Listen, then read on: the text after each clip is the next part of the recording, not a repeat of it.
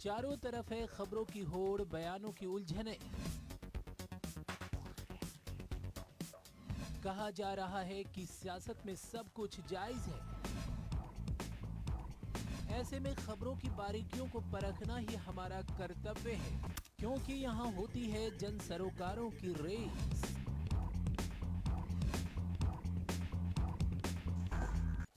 देखिए ताजा विशेष सोमवार से शुक्रवार शाम 6 बजे, रात 9:30 बजे और सुबह 9:30 बजे। This program is brought to you by Priya gold snacker, बिन खाए रहा न जाए। दिन भर खबरों की भागम भाग, उन खबरों में क्या है खास जिनका हो आपके साथ सीधा सरोकार।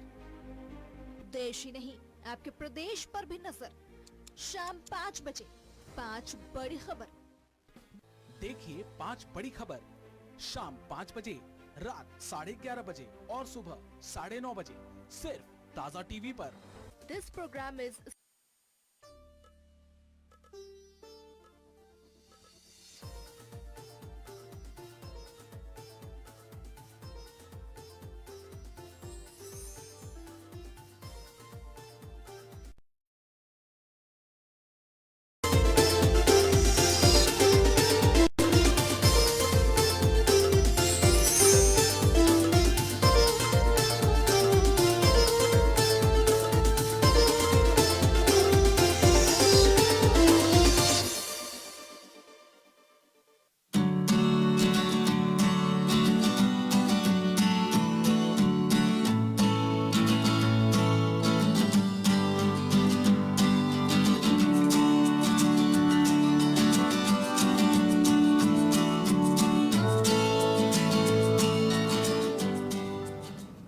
हेलो एंड नमस्कार, आप सभी का स्वागत है क्रॉस रोड्स में, प्रेजेंटेड बाय ताज़ा TV and sponsored by Adamas group.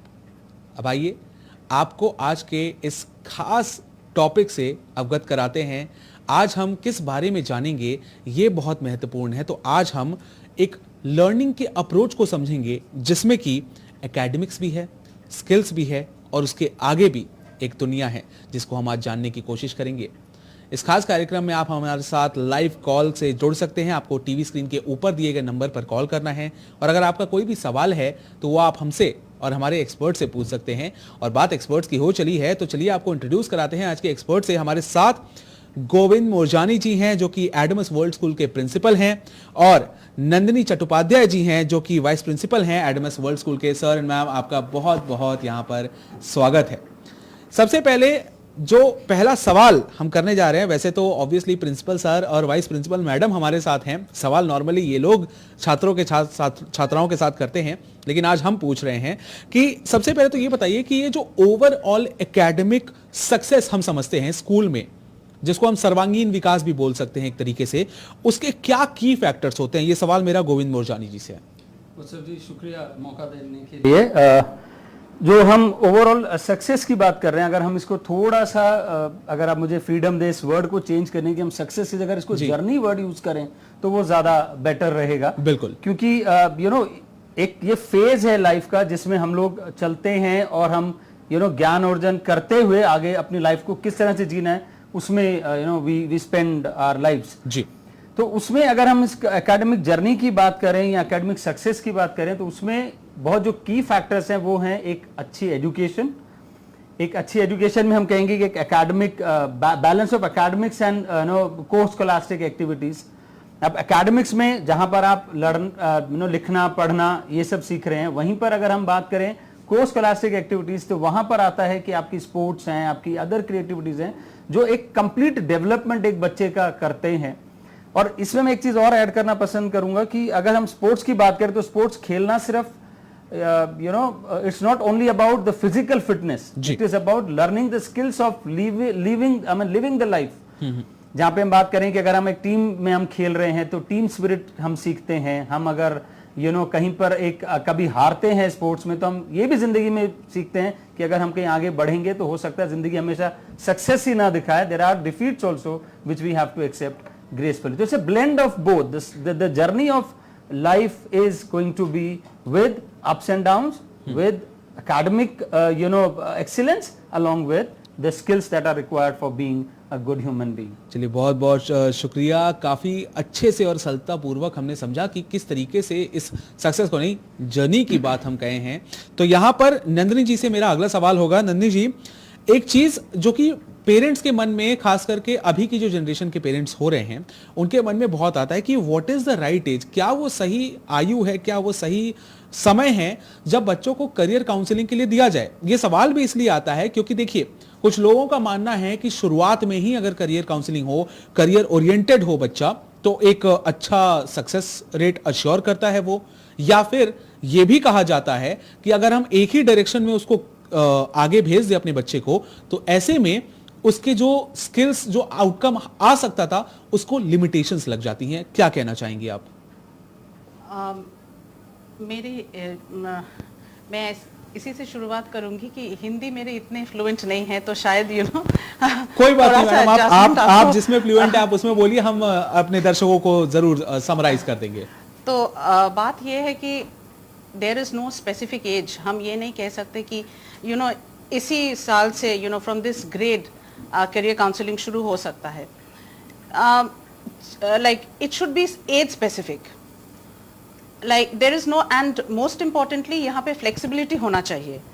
जैसे कि उत्सव सर जी, अगर हम मिडिल स्कूल से शुरू करें तो बच्चे at that point of time वो टीनेज में जा रहा है, इसीलिए they are self exploratory, they are kind of like curious about everything. तो सब बच्चे को पूरा करियर काउंसलिंग, जो करियर हो सकता है उसके बारे में बता देना चाहिए, मतलब जानकारी बच्चों को होना चाहिए, but at the same time ताकि वो लोग खुद उस बारे में जान सके।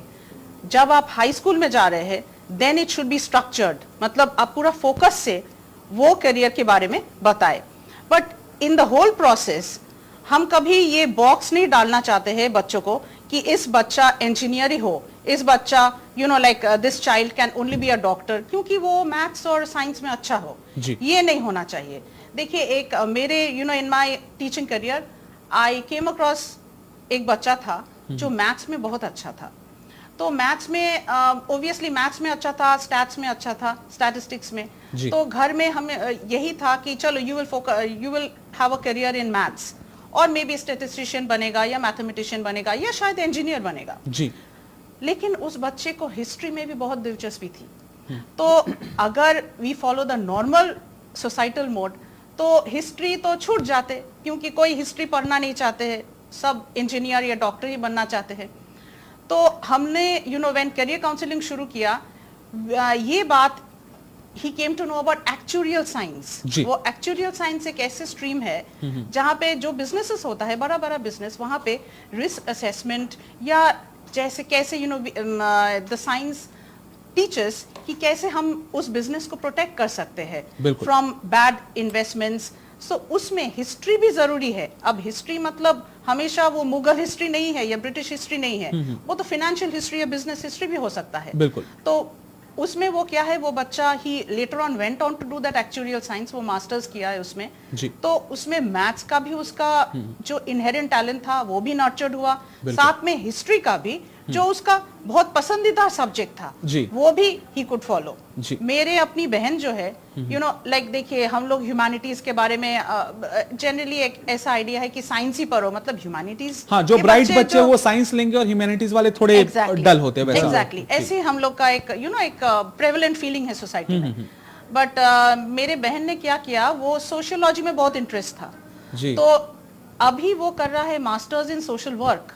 अब वो करके वो एक थिंक टैंक ऑर्गेनाइजेशन में ज्वाइन करना चाहते हैं as a social and as a policy analyst. तो ये इतने सारे अपना लाइक करियर चॉइसेस है अभी। This is also very important, children should know. साथ में ये भी जानना जरूरी है कि when the career counselling is happening, उसको बोलना, बच्चे को बोलना ये भी जरूरी है that it should be flexible. बिल्कुल, बिकॉज मेरे आज जो पसंद है as and when I grow up वो चेंज हो सकता है जी। राइट तो ये बोलना बहुत जरूरी है जी। प्लान बी एक रखना हमेशा जरूरी रहना चाहिए जी सर, उसको करने के लिए जी। सबसे इंपॉर्टेंट बात यहाँ पे ये कि प्रिंसिपल सर भी मेरे से एग्री करेंगे, मैडम की हिंदी काफी अच्छी थी, काफी तो ये समराइज करने की हमें जरूरत नहीं है madam. Full marks to you for Hindi. और अगला सवाल मेरा वापस से गोविंद जी से है. सर ये एक्चुअली ट्विन सवाल है. मैं आपसे समझना चाहूंगा कि सबसे पहले तो जो स्कूल का इंफ्रास्ट्रक्चर है, हम एडमस वर्ल्ड स्कूल के बारे में अगर बात कर रहे हैं, तो क्या स्कूल का इंफ्रास्ट्रक्चर सोली केपेबल है, इतना सक्षम है कि वो बच्चों का जो ओवरऑल विकास होता है, जो होलिस्टिक डेवलपमेंट हम जिसकी बात करते हैं, वो कर सकता है? और अगर ऐसा है तो एडमस वर्ल्ड स्कूल का जो पूरा स्ट्रक्चर है वो इसमें किस तरीके से हेल्प करता है और स्टूडेंट्स में क्रिएटिविटी कैसे लाता है, क्योंकि आज क्रिएटिविटी को बहुत ज्यादा ही स्कोप मिल रही है. सर इसमें मैं बताना चाहूंगा, जो आपने सवाल किया quite good, but then it depends from school to school. अगर हम बात करें कि स्कूल का इंफ्रास्ट्रक्चर इतना केपेबल है या इतना सफिशिएंट है कि बच्चों को प्रॉपर गाइडेंस और प्रॉपर जो डेवलपमेंट की जो अपॉर्चुनिटीज हैं वो दी जा सके, तो वो depends from school to school. वो कितना बड़ा है, कितना इन्वेस्टमेंट है स्कूल का, दैट इज देयर. अगर हम बात करें अपने स्कूल की, तो yes we are lucky enough to have that good infrastructure, जहाँ पे हम हमारे बच्चों को पूरी तरह से हर तरह की सहूलतें देकर we are nurturing them. Apart from giving them the academic excellence, हम लोग we have a dedicated music team, जो कि हमारे पास 9 म्यूजिक टीचर्स हैं of different subjects, of different instruments. Then हमारा एक बेनिफिट और ये भी आ जाता है कि हमारा यूनिवर्सिटी, जो हमारी खुद की यूनिवर्सिटी है एडमस यूनिवर्सिटी, उसके साथ हम टाई अप करके we are exploring the possibilities and taking our students for various kind of learning opportunities, seminars, workshops, laboratories. तो ये कई चीजें हम लोग बच्चों को दे पा रहे हैं, जिसके कारण हमारा एक स्टैंड आउट हम लोग कर पाते हैं फ्रॉम अदर इंस्टीट्यूट्स. जी बिल्कुल. Can I add something? जी बिल्कुल बिल्कुल नंदी जी बताइए. I would also like to add something कि एडमस स्कूल में, एडमस वर्ल्ड स्कूल में यही स्पेशलिटी है कि हम लोग KG to PG, I mean even up to PhD, हम लोग in the Adamus group in the same campus हम लोग ये ऑफर कर सकते हैं, because हाँ, जब बच्चा घुसा और एकदम पूरी एजुकेशन लेने के बाद वो बाहर जाए, इतना हम लोग वी आर. ये अपने आप में बहुत बड़ी बात है, क्योंकि हाँ, क्योंकि स्कूल चेंज होने पे भी बच्चों का थोड़ा सा दिक्कतें आती है, स्पेशली उनका जो फ्रेंड सर्कल होता है और एक जो तरीका हो जाता है उनका, उससे चेंज होता है डेफिनेटली. तो ये एक बहुत अच्छी बात है एडमस वर्ल्ड स्कूल के बारे में कि आप बचपन में एंट्री लीजिए और उसके बाद आप अगर पूरा कोर्स कंप्लीट करते तो आप डॉक्टर बन के ही निकलेंगे. एब्सोल्युटली. और कई बच्चे हमारे हैं भी ऐसे जो नर्सरी से होकर अभी वो पीजी लेवल तक पढ़ रहे हैं. बहुत अच्छी बात है. Encouraging them to move proceed further. Sir यहाँ पे मैम एक ब्रेक लेने का टाइम हो गया है, एक छोटा सा ब्रेक लेते हैं हम, उसके बाद तुरंत वापस आएंगे. आप बने रहिए हमारे साथ.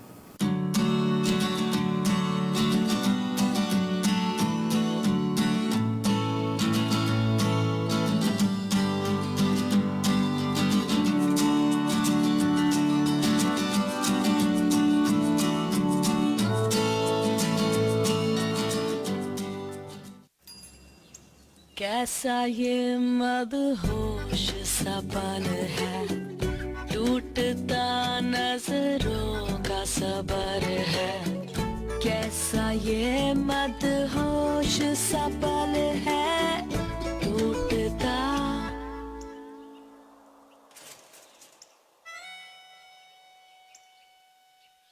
नजरों का सबर है. स्नैकर, बिन खाए रहा न जाए. एक झप्पी गहरी सी गहराई से छुआ है, झप्पी तेरी दुआ है. एक झप्पी गहरी सी अंदर तक छू जाए, अंदर से संवार दे. जैसे बोरोप्लस दूध केसर body lotion with vitamin E. ये 20 लेयर्स गहराई तक जाकर ड्राई रफ स्किन को बनाए इतना सॉफ्ट और ग्लोइंग 24 आवर्स कि दिल बोले एक झप्पी और. बोरोप्लस दूध केसर body lotion, buy one get one free.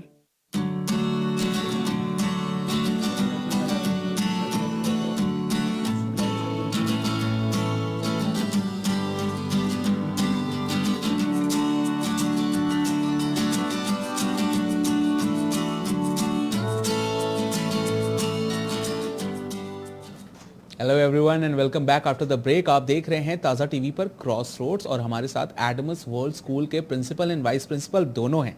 तो अगर आपको कोई भी सवाल पूछना है डायरेक्ट प्रिंसिपल सर और वाइस प्रिंसिपल मैम से पूछ लीजिए. हो सकता है कि आपको ये बाद में मौका ना मिले. ऑल्दो सर एक चीज़ आपसे समझना चाहेंगे और मैडम आपसे भी कि कॉम्पिटिटिव एग्जाम्स आजकल का एक ट्रेंड बना हुआ है, एक्चुअली काफ़ी समय से भी आ रहा है, हमने भी ओलंपियाड वगैरह ये सब पार्टिसिपेट किए हैं, लेकिन कई जो हमारे पेरेंट्स जो थे, जो अभी के पेरेंट्स हैं और उनके पहले जो थोड़े से थे, कहीं ना कहीं वो समझते हैं कि जो बेसिक पढ़ाई होती है वो इंपॉर्टेंट होती है, और ये अलग तरीके से जो एग्जाम्स का प्रेशर रहता है बच्चे शायद से उसे डील नहीं कर पाते हैं। तो इसके बारे में थोड़ी सी जानकारी दीजिए कि क्या ये ओवरबर्डन नहीं हो जाता, और आपका स्कूल इसको किस तरीके से हैंडल करता है? सर मेरा मानना ये है कि ओवरबर्डन तो नहीं है जी। अगर आप कुछ नॉलेज एक्स्ट्रा लेते हैं या आप कुछ एक्स्ट्रा ज्ञान अर्जन करते हैं जी, तो वो कहीं ना कहीं आपको जिंदगी में मदद तो करेगा ही करेगा। बिल्कुल। और कॉम्पिटिटिव एग्जाम की अगर हम बात करें तो आजकल का जो ट्रेंड है, the world is competitive now, तो सर्वाइवल ऑफ द फिटेस्ट है with kind of the scenario that we are facing, तो वहां पे you have to struggle to sustain. So उसमें हाँ, ये बात अलग है कि आप स्ट्रेस को उसको किस तरह से लेते हैं। अगर आप उसको दिल लगा के या मन से अगर आप करते हैं और समझ के करते हैं तो वो इतना स्ट्रेसफुल आपके लिए नहीं हो सकता। बात अगर आपने करी हमारे स्कूल की कि हम लोग उसमें कैसे फॉस्टर करते हैं, तो हम लोग जैसे ओलंपियाड्स हैं या अगर कॉम्पिटिटिव एग्जाम्स की हम तैयारियां बच्चों को अगर कराना चाहते हैं और कराते हैं, तो उसके लिए हम लोगों ने एक डेडिकेटेड अपने टाइम टेबल में ये क्लासेस फिक्स कर रखी हैं, जिसमें हम लोग मेंटल मैथ्स और जितने भी ओलंपियाड्स हैं या कुछ कॉम्पिटिटिव एग्जाम्स की तैयारियां हैं वो हम बच्चों को अपने स्कूल टाइम में ही, स्कूल करिकुलम में भी हफ्ते में 2 या 3 क्लासेस जैसा हमारा टाइम टेबल सूट करता है उसके हिसाब से बनाकर हम बच्चों को कराते हैं, ताकि it doesn't go as a burden on their studies after home, and साथ ही साथ वो स्कूल में पढ़ते पढ़ते ही they can clear their doubts and come up with the solutions, तो वो बर्डन नहीं बनता उनके लिए। बिल्कुल। नंदी जी, इसी पे एक और सवाल कनेक्टेड है, एक्चुअली बच्चों के लिए कौन सा राइट एज है जब वो कॉम्पिटिटिव एग्जाम्स की शुरुआत करें, अगर वो करें भी तो? सर हमारे स्कूल में जो है we start at a very early age. मतलब देखिए, ये competitive exams these are all age specific, right? If it is for class 1 then questions will come from that standard only, and as and when you go up questions उसी तरह change होते जाएंगे। Competitive exams मुझे लगता है कि बहुत जरूरी है बच्चों को, like I might sound very odd here, but then ये जरूरी है। पहले देखिए, ये टाइम फ्रेम में होता है हमेशा। All competitive exams, all assessments are not always like marks based, कभी कभी कुछ फॉर्मेटिव असेसमेंट्स भी होता है। अगर आपकी लर्निंग में कुछ गैप्स है, आप वो देखकर यू कैन फाइंड आउट कि आप कहाँ पे है vis-a-vis the India national level या state level, and the school can work on plugging the gaps. So this will it is a kind of a guideline for the school also, that we also get to know that how much effort is more required on a particular child. So that balances both parents भी और तो ये तो देखिए, life ही एक इम्तिहान है, और इम्तिहान से कैसा डरना है। तो ओलंपियाड्स और जो कॉम्पिटिटिव एग्जाम्स है उसके लिए तैयारी तो बहुत बढ़िया चल रही है, लेकिन एक चीज यहाँ पे समझना चाहेंगे, क्योंकि अब बात रेसिडेंशियल स्कूल के इम्पैक्ट पे आते हैं। सर, लाइफ में हम देखते हैं कि ये बहुत सारे बड़े लोगों से मैंने भी सुना है, आई एम श्योर आप लोगों ने भी सुना होगा, कि the bookish language is not the whole education. इसके साथ भी हमें बहुत कुछ सीखना पड़ता है। Focus, discipline and time management, ये कुछ ऐसी चीजें हैं जो स्कूलों में आमतौर पर नहीं सिखाई जाती हैं। जस्ट पढ़ाई करो, खेलो कूदो और घर जाओ। तो ऐसे में रेसिडेंशियल स्कूल की अगर इम्पैक्ट की बात करें तो इन चीजों पे क्या आता है?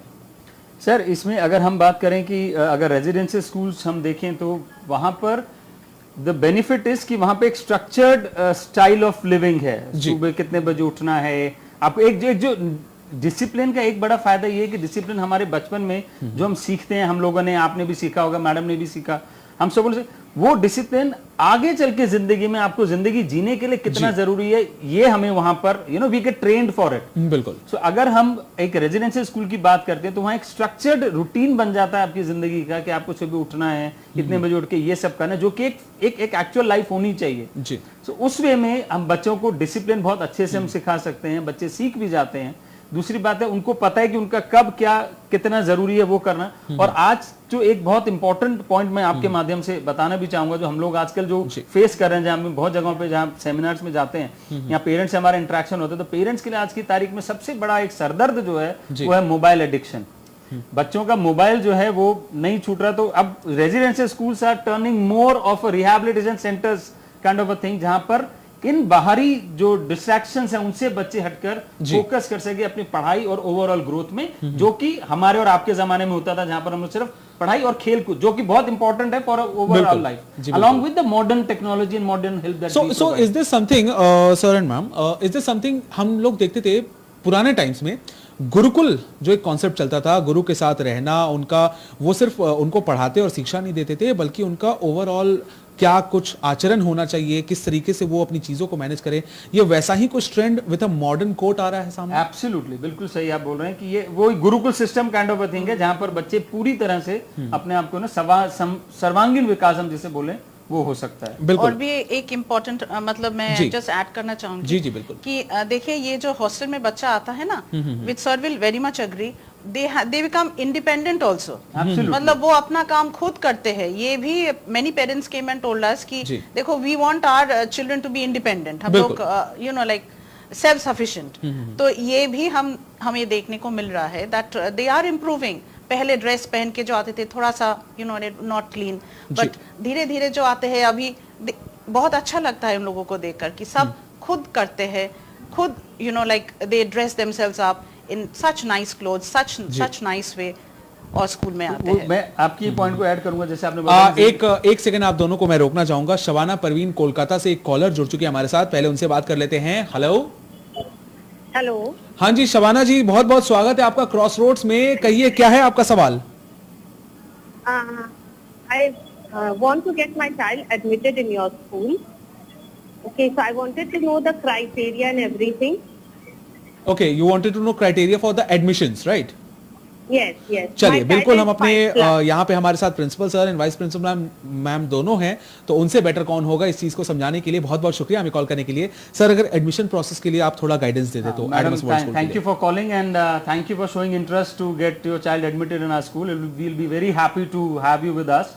सो आप किसी भी दिन मंडे टू सैटरडे आप हमारे स्कूल में आ सकते हैं। 12/7 स्कूल है हमारा एडमस यूनिवर्सिटी के कैंपस में ही।